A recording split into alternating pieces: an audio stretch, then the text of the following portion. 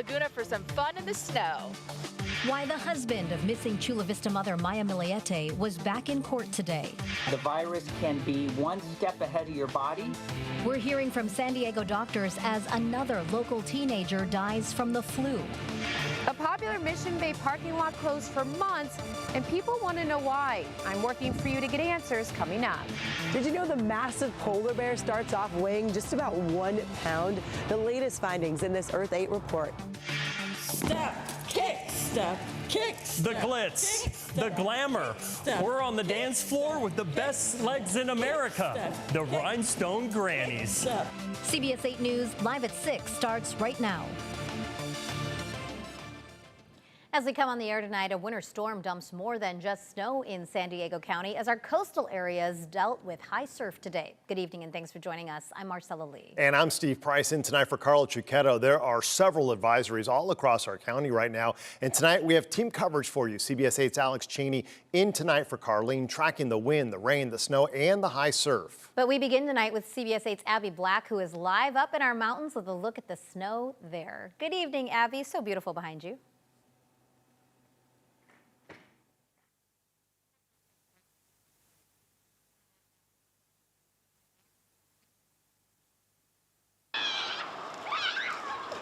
Families from across San Diego County have flocked to the mountains, enjoying sledding, snowball fights, building snowmen, and making snow angels.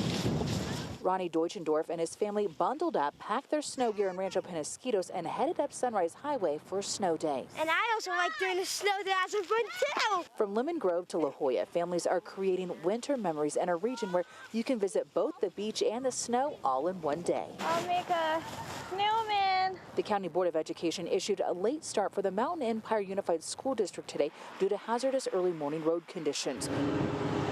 Snowplows have been working throughout the day on Sunrise Highway. The Laguna Mountain Lodge reports 4 inches of snow fell today with roads cleared by 10:30 this morning. CHP has issued warnings about winter driving conditions, and the National Weather Service has a high wind advisory in effect for the mountains until 10 tonight. Many families told us they arrived early to beat the crowds. The kids love it, so whenever it does snow, we try to make the visit, and it's only like an hour drive, so we think it's worth it. If you're heading up to enjoy the snow, remember to pack your trash out as well.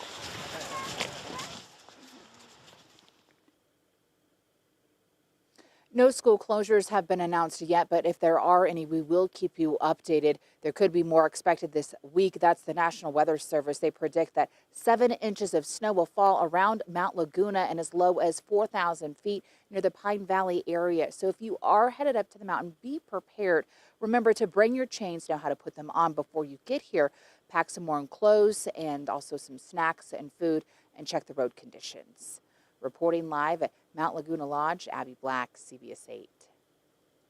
That is some great advice, Abby. Thank you. The snow in our mountains and scattered showers we saw today make today a weather impact alert day. CBS 8's Alex Cheney is in tonight for Carlene with what else we can expect. Just a whole mixed bag, Alex. It really is. We're going to take a break for one day tomorrow, and then the snow and the rain come right back to San Diego. So another big system is on the way, and actually the second one looks to be even bigger than the one that just passed over us. Today is a weather impact alert day, so while the showers may have stopped for the evening, you're still going to be dealing with some of the conditions outside. So cold and windy tonight. Those strong onshore sea breezes will continue through the rest of tonight. It's creating some slick roads outside, strong winds, and there will be some more rain out there by Wednesday.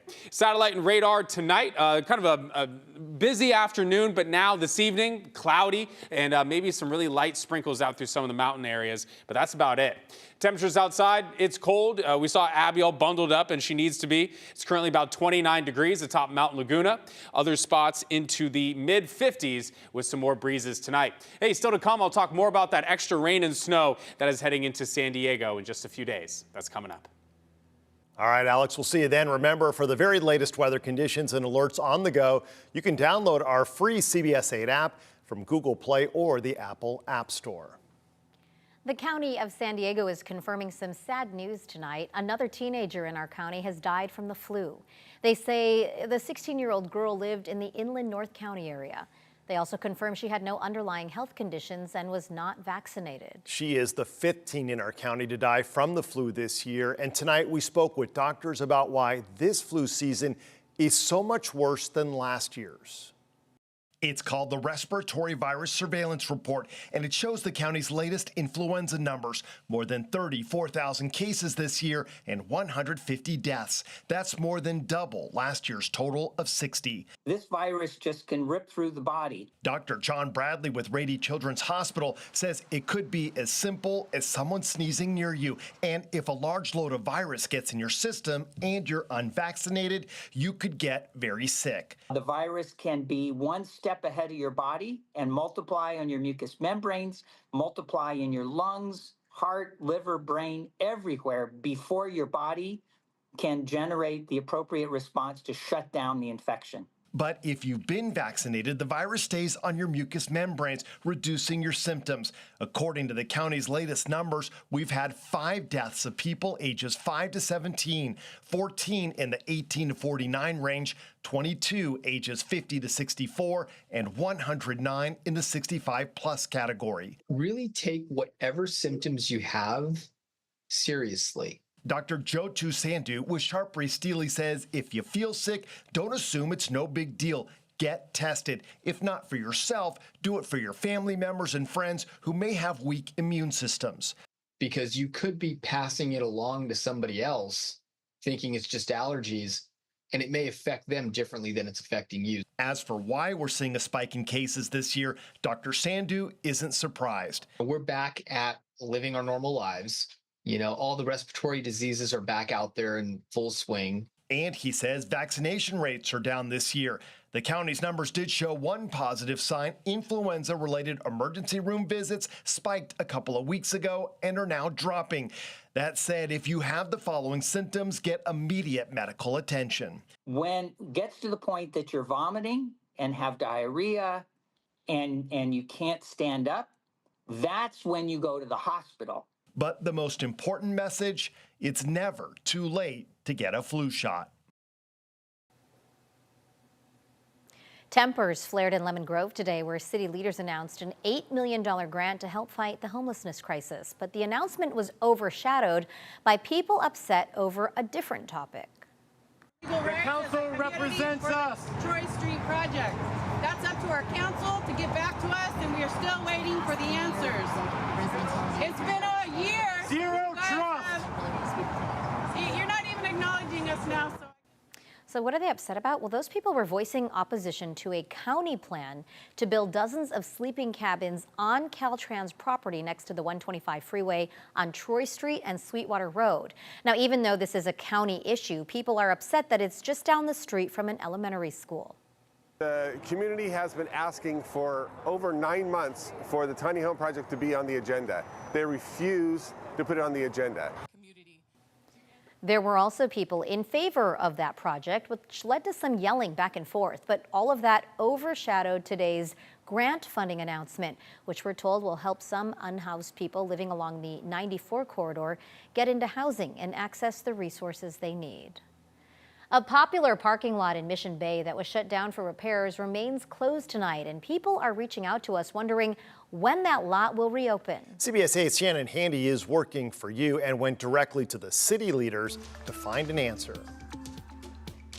This is the main De Anza Cove parking lot. A viewer sent us an email saying it's been closed since last year for repairs, and while it appears to be ready to reopen, cars still aren't allowed in.